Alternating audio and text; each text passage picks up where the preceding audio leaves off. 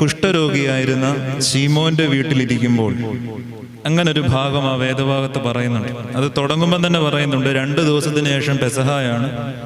ആ ഒരു അർത്ഥത്തിൽ കൃത്യം 3 ദിവസം മുന്നേ യേശു ചെന്നത് ഒരു കുഷ്ഠരോഗിയുടെ വീട്ടിലാണ്. ആ കുഷ്ഠരോഗിയുടെ പേര് പറയുന്നുണ്ട്, ശീമോൻ എന്ന് പറയുന്ന ഒരു കുഷ്ഠരോഗിയുടെ വീട്ടിൽ യേശു എന്തിനു പോയി?